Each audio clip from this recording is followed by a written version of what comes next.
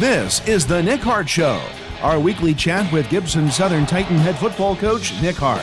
It's brought to you by the Gibson Southern Titan Football Boosters, including ADG Architecture and Design Group, Matt Mickle of AgriGold, Brett's Car Care, Chips Sell My Tees, Cordray Insurance, Cox Family Eye Care, Daylight Land Management, Davis Brothers, Du Bois County Garage Doors Incorporated, Duke Energy, Foster Construction, Fort Branch Dairy Queen, Gerald and Trudy Bledsoe, Harper's Pub and Pizza, Hobb Range Hood Company, Hobstadt Summerfest, Hydorn Construction, Indiana Eye Center, in memory of Darwin and Eric Kalis, JMCO Technologies, Johnson Commercial Mowing, Julia's School of Dance, Kathy Salmon Photography, Kiesel Enterprises Incorporated, Kissel Farms Incorporated, Lewis Plumbing and Heating, Make Your Mark, MyTech Systems, Oakland City Golf Club, Whole Concrete Construction, Pro Rehab, Progressive Health Rehabilitation and Orthopedic Associates, Roberts Boring, Trenching and Excavating, Sandy's Pizza, Scheller's Carriage Inn, Scotty's Lawn Equipment, 10 Barge Seed, Trapping and Removal of Animal Pests, Titan Youth Football League, Titchener Family Farms, United Fidelity Bank, Vertical Tile Incorporated, and by Ziliak Enterprises. Now, the Nick Hart Show, a special sports production of the Wabash Valley College Radio, TV, and Digital Media Department and 89.1 The Bash. Here it is, August again, the year of the pandemic, but yet it is time for football. And I would like to welcome you to the Nick Hart Show. I am Bob Bowser, and joining me is head coach Nick Hart. And coach, your Titans are getting ready to begin the 2020 campaign this Friday night as you travel to Columbus North. So let's first get familiar with the players on the team and your coaching staff. So coach, let us know about your coaching staff this year. We got a lot of guys back. Most of our staff returns. We have a great group of guys that work really, really hard. New addition to the staff is we've added Kevin Jingleball. He'll coach the defensive backs. He's been a defense coordinator at North Posey and Evansville North. So getting him is a big deal. He has a lot of experience, great football coach. Really excited about our staff. A lot of us have been together for a long time and know each other well and how we want things to work. And they do a great job with our kids and work very, very hard week in and week out to get us as prepared as possible as they can for Friday night. Well, and then, so with your staff, you're going into your 9th year at Gibson Southern, and I think this is our 7th or 8th year of doing the show. Mm-hmm. It's been, I forget how long it's actually been. That's how long it has been. But looking at your players this year, what are we looking at for numbers? And, if you've got the seniors off the top of your head or can list some of your guys that we need to be looking for come Friday night. Yeah, I'm sure I'll leave somebody out here, but well, that's okay. We will get them. We're going to have a lot of shows this year. But our numbers are good. It's not the biggest group we've had. We have a great freshman class, I think, but it's a little low on the numbers from where we've been. So we're right at above 80 freshman through senior, which is great for a 3A school. A lot of schools will take that, Coach. Yeah, it's great. It's great. We've gotten up in the 85-90 region before, but it's a great group. Starting on offense, I think everybody knows about Brady and everything that he's done.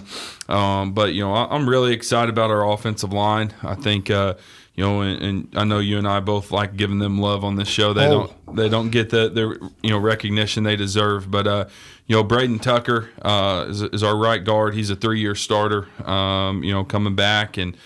He's done a great job at guard. Alex Bryvogel's the tackle. He started last year, played a lot as a sophomore as well, so he's really a 3-year starter. Ryan Holtzmeyer is going to play center this year. He played a lot at tackle for us last year, so he brings a lot of experience. Logan Falkwer's moved from defense to offense. So Logan is a 2-year starter, not necessarily on the O-line, but he's a 2-year starter. So wait a minute, you got him going to the offensive line because I remember him as your H-back, fullback scenario. Yeah, he's playing guard for us this year. And then Freddie Toth is a junior. He's going to play right tackle. So And then we get, we're pretty deep. Zach Wingett, Caleb Hasselbrink, and we got a sophomore, Jacob Bales. I think we're 8 deep up there, and some good guys. So, yeah, I think that is where we return the most on our football team. You got 2 3-year starters, another returning starter, and another 2-year starter that has played elsewhere. So, you're looking at 4 guys that have played a lot of varsity football, I think that's a really, really strong part of our group. Well, and if you want to be strong on the offensive side and experienced, it's always good to be strong and experienced up front. Those 5 guys up in the trenches, if you can get behind them, you can just plug me in there and run. I know you don't want to do that, but you could. No, we don't. But no, I think any coach, it doesn't matter if you're on the wing tee or the option or the spread or what you run. If you can pick experience coming back at one group, probably anywhere on the football field, you're going to pick quarterback and offensive line, 1 or 2, kind of depending on your offense. And luckily for us, we have a lot of experience back at both of those positions. So. I think I think O-line's the toughest, spot to play. You see different fronts and blitzes and stunts all the time. We ate Scrimmage Central on Friday, and they were stunting and twisting and blitzing and giving us different looks, and we didn't prepare for them or that at all.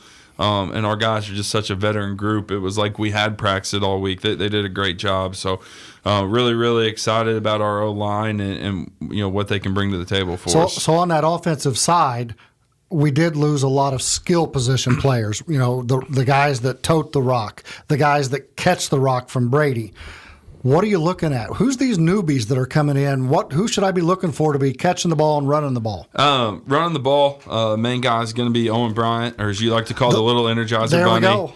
Owen's done a great job. I think one thing I'm really pleased with Owen about this offseason is he's really improved on catching the football out of the backfield. There's a place he struggled in the past, and he worked really hard on his own in the offseason. Obviously, we weren't around the guys very much with everything going on, but he worked a lot on his own to really get better at catching the football. So I think Owen's going to have a great year at running back. Logan Murphin returns at wide receiver. Logan had over 500 yards last year and did a great job. Also outside, we have Rory Heltzley, big 6'3", junior. Rory had a great JV season last year and is coming back. Landon Stoll's going to play in the slot for us. He's another senior. Proud of that kid. He's worked so hard to get where he is, and I think he's had 1 drop since we've started. Like he dropped a pass one day, and as the practice almost stopped. Because he catches everything. So. He's going to do a great job. We got Caden Hurlis back in the slot. He played some for us last year. He's a little banged up right now, so he won't play this week. But, Braden Malone will come over from defense and play some in the slot, as will Noah Bryant. A freshman, Sean DeLong's kind of in that rotation as well.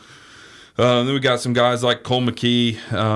He'll play outside for us some this week. But it's a great group of receivers. They do a good job of getting open, catching the football, and understanding where they need to be. So while offense is fun, defense wins you championships. Let's go to that side of the football. What are we looking at there? Well, we'll start up front there too, because just like the O-line, your D-line's the most important. And you got Tanner Moskis back from last year.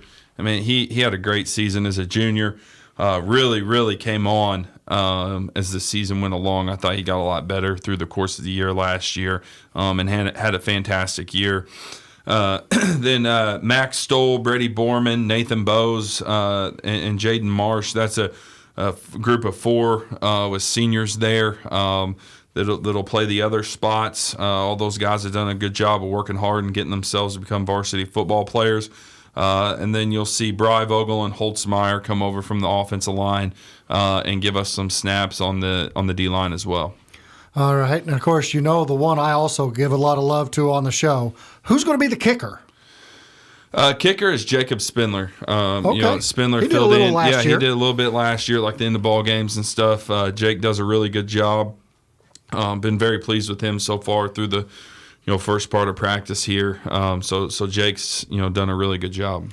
All right, Coach. Well, it is week number 1, and our voices, I realize you've been through practice and stuff. So let's take a quick break here, and as we need to thank some of the sponsors of the Nick Hart Show as you're listening to 89.1 The Bash. The Nick Hart Show is presented by the Gibson Southern Titan Football Boosters, including Matt Mickle of Agrigold, Brett's Car Care, Chips, Sell My Tees, Cordray Insurance, Daylight Land Management, Davis Brothers, DuBois County Garage Doors Incorporated, Duke Energy, Foster Construction, Fort Branch Dairy Queen, Gerald and Trudy Bledsoe, Harper's Pub and Pizza, Hobb Range Hood Company, Hobstadt Summerfest, Hydorn Construction, in memory of Darwin and Eric Kalis, JMCO Technologies, and by Kiesel Enterprises Incorporated. Do you know what it takes to be a warrior?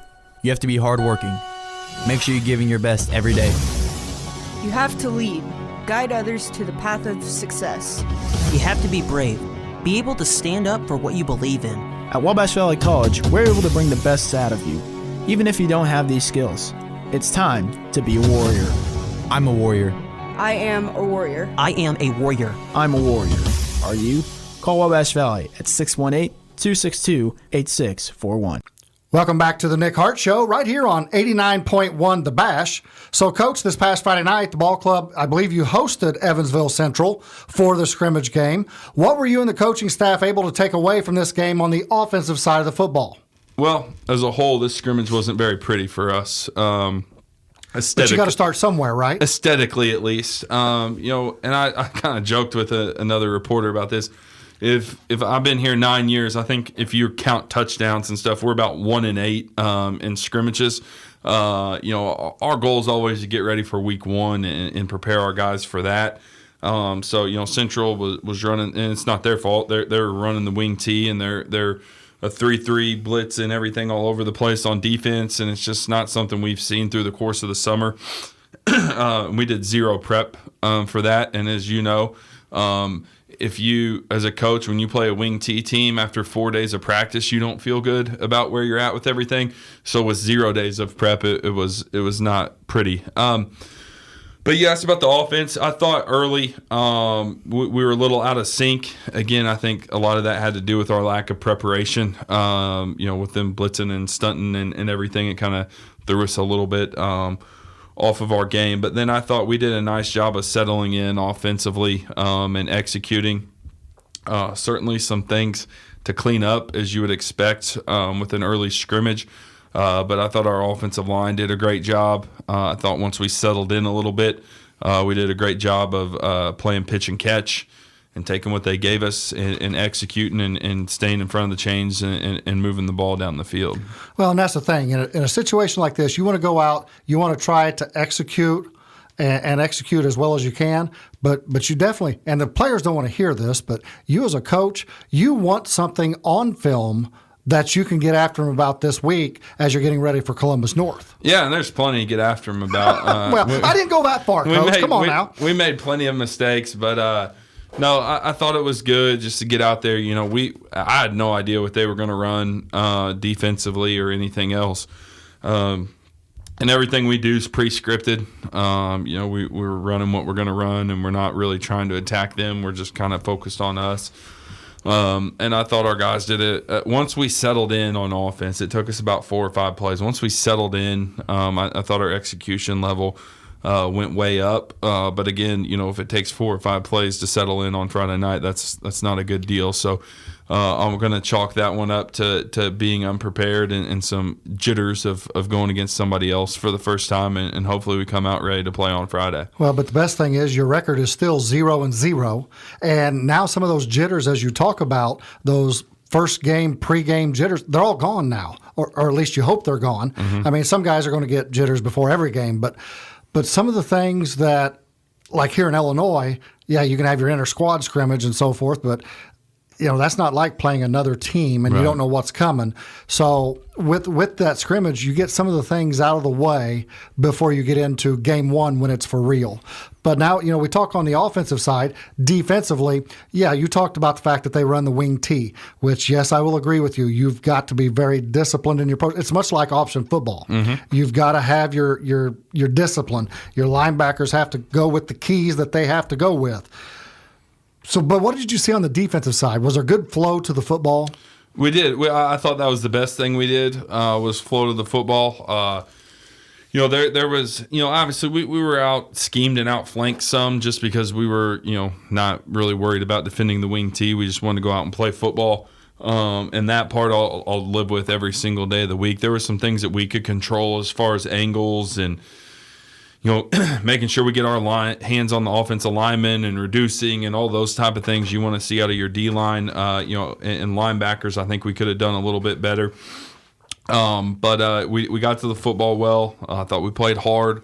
Those are really what I want out of the scrimmage. We could get beat 100-0. I really don't care. Like you said, everybody's 0-0. To me, it's about us and getting where we need to be. And like you said, getting stuff on tape. And there's definitely some stuff, whether you're playing the wing tee or the spread or whatever else, there's definitely some stuff that we did incorrectly that, we can get on tape and we can show the kids and coach up. And will certainly be points of emphasis this week as we head in to play Columbus North. Well, and sometimes that scrimmage game right there is worth 2 weeks of practice in gold simply because you can now. Tape doesn't lie. You can sit a kid down. You can sit a kid down now and say, look, here's what you needed to do. This is what you did, but here's what you need to do in order to be more successful at the position you're playing. Yeah, absolutely. Like, I think the biggest thing I like about the scrimmage is when you go against each other for weeks like we have been, you get in, like, your DBs know your routes, your offensive line knows the defensive line calls and vice versa, and it's kind of, you don't have to react as much. They start cheating. They're cheating. They know it's coming. So you get to see a little bit of a different look. So that part's good. But we came out of it healthy, which I think is the most important thing about a scrimmage. And it's over, which is the second most important thing about a scrimmage in my mind. I hate the thing. But it's over, and now we're in game week. We're in game prep. And that's really exciting. There's a lot of, friends that I have that are coaching, whether it be, high school, college, whatever, around the country, that aren't in game week this week because of what's going on. And we have that opportunity. And I think that's great, and we're going to do our best to make the most of it. Well, and you mentioned that, and, my son is going to be a sophomore this year at Mount Carmel, and now we may be playing with icicles in late February, March, early April. But either way, Coach, let's take another quick break here. So in our next segment, let's talk about the new Pocket Athletic Conference and your non-conference games on the 2020 schedule. But right now, we need to thank some of the sponsors of the Nick Hart Show on 89.1 The Bash, or you may be listening via the free app on your cell phone. The Nick Hart Show is presented by the Gibson Southern Titan Football Boosters, including Kissel Farms Incorporated, Lewis Plumbing and Heating, High-Tech Systems, Whole Concrete Construction, Pro Rehab, Progressive Health Rehabilitation and Orthopedic Associates, Roberts Boring, Trenching and Excavating, Sandy's Pizza, Scheller's Carriage Inn, Scotty's Lawn Equipment, 10 Barge Seed, Trapping and Removal of Animal Pests, Titan Youth Football League, Ketchner Family Farms, and by Ziliac Enterprises. Hey, high school seniors. Who are you? I'm a Wabash Valley Warrior. Are you still trying to decide on where you want to go to college? Maybe, maybe not. Well, Wabash Valley is the place to go. I'm listening. We are among the most affordable colleges in the region, which puts more money in your pockets. We all want money. We offer all sorts of different degree opportunities, such as nursing, broadcasting, early childhood education, diesel mechanics, and much more. This sounds too good to pass up. Call and set up an appointment today at 618-262-8641. I'd be stupid not to do it, right? WVC? Welcome back to the Nick Hart Show on 89.1 The Bash. All right, Coach, let's get down to business and talk this new Pocket Athletic Conference and the games for this week within the new Pocket Athletic Conference. Starting off, first of all, let's talk about two divisions. Looking at the small school division, which is not your division, you're in the big school division, but the small school division, you're looking at Forest Park, North Posey, Pike Central, South Spencer, South Ridge, and Tell City. There can be some real competition going on right there. And just from my being around for a few years through the PAC, you start looking at, Tell City has gotten better. They've got a new coach this year. Yeah, they have a lot of kids back last year, too. I thought they, we're getting a lot better, and they were young last year. I don't know if they graduated anybody. I'm sure they did, but they have a lot of guys back, and I think they have a chance to really take a step forward this year. Well, in Southridge, I mean, gee whiz, they're solid year in year out, solid coaching staff, the whole 9 yards. Every single year, it's a program. I mean, that's what they're a program. They're always. It doesn't matter who they graduate.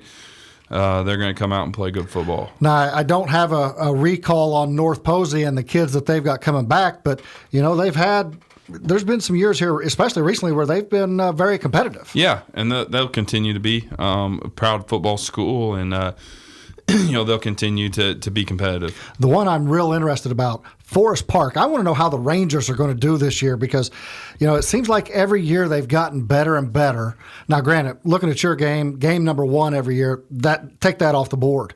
But when they're competing against schools their size, they've gotten better every year. Yeah, they do, and I think that's kind of the great thing about this league now is, some of the smaller schools that were in our conference, like Forest Park, Tell City, South Spencer. Now they're playing the schools that are very similar to them, and some of the bigger schools, us and Heritage Hills that were in the conference, are still playing some of those schools in crossover games, but have mostly, started playing some of the bigger schools that came over from the Big 8. And I just think student population wise, it just kind of, obviously that's why there's a big and a small. It matches up and makes things a little bit more equal across the board. Well, speaking of the big, let's go into the big school division where things really shook up here. Brought some schools in from the Big 8 conference, looking at Boonville. Of course, your Gibson Southern Titans. Heritage Hills remains, Mount Vernon, Princeton, and Washington.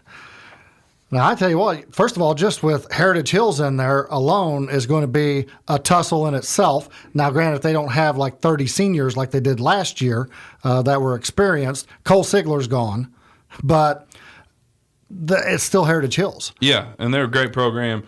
Coach Wilkerson and staff do a great job. They're always, kind of like Southridge. They're always going to be good. They can graduate everybody. They're going to reload, and they're going to bring it every single Friday night. Now, Boonville had an outstanding year last year, and if I remember right, they had a running back that was pretty salty. I think he graduated. No, though. He's back. Oh, my. The Mockabee kid's back. He's committed to Navy, so he's a Division I running back. Coach Ward's done great things at Boonville since he's gotten there. So that's another great opponent, added to our schedule and to the conference. Well, and of course, you look at Mount Vernon. It's a school that in the Big 8 teeters a little bit. They're always right there in the middle of the pack, but they've got athletes, and sometime they're going to put it together. Yeah, Coach Brunson really kind of had him trending up there, before he took off. We haven't, we used to see him all the time. We used to scrimmage him before we started scrimmaging Central, and then we had a run in the sectional where it seemed like we saw him every other year. We haven't seen him for quite some time. So I don't know a whole lot about him, and especially with the new coaching staff. He came from Southridge, so I'd assume, some of that system is going in there. But they're a team that's been getting better, and I think will continue to. Well, and then Princeton's always been a non-conference rivalry type game for you. Now, I mean, it counts even more because it's a conference game. Yeah, I think that makes it a little bit more fun, in the rivalry deal, that it's a conference game now, and there's a little bit more on the line on that Friday night than just the county bragging rights. All right, and of course, let's start now looking at the games for this Friday night. Boonville at Washington. You've already told me Maccabee's back. That makes my decision real easy. Boonville on the road gets the W, but they're going to play at Washington. That's a conference game at 6:30 p.m. Yeah, and so, I think there might be another game. I don't know. You're going to talk about them, but that's somebody's going to be 1-0 in the big school division there, right out of the gate. Well, and then Brown County will be at Pike Central. I'd like to see that program start getting itself back to where it can be. Yeah, I would too. Coach Stevens works really, really hard there. And I think, again, we talked about some of the smaller schools getting to play each other, not having to play us and Heritage Hills and some of the big schools that they had to play in the old PAC. Hopefully that, keeps them healthier throughout the course of the year. and helps them get a few more kids out because he works really, really hard and does a great job. Now, of course, that Brown County at Pike Central will be at 6 p.m. on Friday night. Then Forest Park at Princeton, a 6:30 p.m. ball game. Have those two ever met before? I'm going to guess no. But, I think that is kind of the great thing about, this conference now. We chose to go, we're playing one crossover with Southridge, down the line. We chose to go out and play some more, non-conference type of games. A lot of the big school, small school is crossing over in those non-conference games. So even though they're both in the PAC, it's a non-conference game, which is a little bit different. But Coach Fuse was joking with me that they had to, they got Princeton week 1 to keep the Gibson County week 1 thing going. That's that's kind of funny. You took that right out of my head because I was going to say that next, but as always, you beat me to the punch on that. How about Linton at Southridge? Now, I'm telling you, I expect Southridge to be a salty ball club.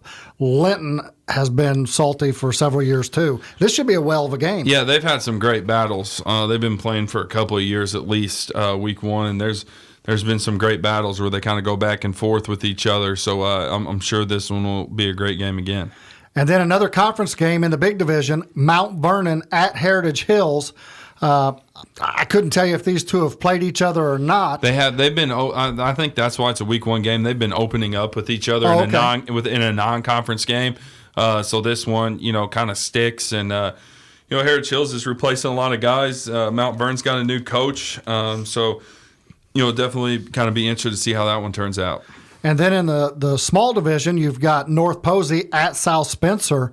I'm not certain what South Spencer is going to bring to the table, but North Posey, the coaching staff's been there for a few years now. I can see some things. I can see North Posey going down and getting a W. Yeah, it's going to be a good game. Coach Damien goes to South Spencer from Tecumseh, so they got a new coach. And now that those two aren't on our schedule, I can't even remember who everybody's bringing back there. But they've always opened up with each other, and it's always seemed to be a great ball game there week 1. And then the final one in week number 1 for the PAC, Tell City at Perry Central. Would like to see that Tell City Ball Club, keep the W's in these non-conference games in the Pocket Athletic Conference. Yeah, I'd like to see that too. And like I said, they got a lot of guys back. I just remember, last year how young they were and had a great year. And, so I think they'll start off strong on Friday night. And, of course, I was wrong already here, Coach. There is one more game, but it's a game we're going to talk about next as your Titans take on the Columbus North Bulldogs. But right now, we're going to take a quick break here, which means it's time to get the listeners ready for the season opener against Columbus North. But we're going to have all the sponsors here of the Nick Hart Show on 89.1 The Bash. The Nick Hart Show is presented by the Gibson Southern Titan Football Boosters, including Vogler Metalwork and Design Incorporated, ADG Architecture and Design Group, Cox Family Eye Care, Indiana Eye Center, Johnson Commercial Mowing, Julia's School of Dance, Kathy Salmon Photography, Make Your Mark, Oakland City Golf Club, United Fidelity Bank, and by Vertical Tile Incorporated. Support provided by Motorad, hosting a hiring event this weekend at its Mount Carmel, Illinois location. Those interested in full or part-time team member positions are invited to stop by 916 Empire Street in Mount Carmel Friday from 4 to 7 p.m. or Saturday from 9 to 2. You can apply and be interviewed all on the same day. Motorad is hiring day and night shift positions, earning up to $18 per hour. Sign-on and referral bonuses are also offered, and positions also include a competitive and comprehensive benefits package. That's the Motorad hiring event this weekend. Welcome back to the Nick Hart Show right here on 89.1 The Bash, or you may be using the free app to access the show on your cell phone. So, Coach, let's get it started with Coach Tim Bless, who is in his 21st year at Columbus North, 23rd overall, and the Bulldogs. It's a 6:30 p.m. start this Friday at Columbus North, and we'll have all the action live on 89.1 The Bash with pregame at 6:15 p.m. The Bulldogs come into this season with a Sagarin rating of 55th overall in Indiana, and your Titans are rated 72nd overall. And I realize we haven't even played a game yet, but I'm talking Sagarin ratings. Because you know what? Here's the thing. I believe your ball club can compete with them, and that's what we're going to find out Friday night. So what can you tell us about the Columbus North Bulldogs on the offensive side? They're a great team. 6A school, and one thing we kind of talk to our kids about that we're excited about. Since I've been here, we've won conference, we won sectionals and regionals, and we've gone undefeated. Really the only thing left to do, that hasn't been done in school history is to go to a state championship and win a state championship. Well, one thing we have a chance to do, we've never beaten a 6A school. And we got that opportunity on Friday night. It's something to do that, our school's never done before. So excited about that. Coach Bless does a great job at Columbus North. Been there a long time. I was coached against them when I was at Wrights as an assistant coach in the regional. They've been, very good program year in and year out. But on offense, they're a spread team, maybe a little bit different than us in the spread and the fact, they're run first. The quarterback's a good athlete, running back's very, very good. Kind of like Southport last year? Yeah, so I think that's a good comparison. They play, they'll play 4 wide, but they play a lot of times with that wing, H-back, whatever you want to call them, like Southport did. Very, very good, very well coached. Obviously, all we got to go off of is a scrimmage, but not a lot of mistakes. They return a lot of guys on offense. I think, 7 or 8, returning starters on offense. A lot of guys up front are returning starters. So, I think that's always important when you have, this COVID-shortened summer, when you've had less time with your guys. I think, varsity experience is huge. So, they got some, really talented receivers as well, but they're definitely, at least what they showed in the scrimmage, a run-first team, and I think you got to stop the run to have success on defense, and that's going to be, our challenge on Friday night. All right, so let's go over to the defensive side. What do you expect to see out of them to try and stop your spread game? They're a 4-3 team. They'll bring a little, blitz out of it, a little bit of stunning, but a lot of 4-3, cover 2, cover 4, that type of stuff. Very disciplined in what they do. Again, well coached. They're just a really good program. And that's what you expect out of a 6A school. So, they all do a great job. They get after you. They're physical. They fast. They fly around. They got some good speed back in the secondary. So it'll definitely be a great challenge for us on both sides of the ball. And, of course, with the fact that you only have seen a scrimmage, really, you probably know nothing about their special teams or kicking game. Yeah, not a lot. Week 1 always for us is, we kind of go back on, what teams have done in the past so you can get lined up right. And, then in pregame, you're kind of out there watching how far the kicker punts or kicker kicks and the punter punts and, those type of things. And, I think one thing – special teams early for me at least is making sure you don't make mistakes. It seems like the first couple weeks of the season, a bad snap or a block punt or a kickoff return for a touchdown, those can always swing games, but they seem to happen more in the first couple weeks because you don't have as many reps at it. And so we got to make sure we take care of the details and take care of that part of the kicking game on our end. All right, well, Coach, anything else you would like to add in this first show of the 2020 season on our host station, 89.1 The Bash? No, like I said, we're just really excited to get back at it, man. Not a lot of people are getting to, and so it's a great opportunity. And then I think one cool thing with this Columbus North series we've got going on is, we go there on Friday night. Their freshmen and JV are coming to us on Saturday for a doubleheader.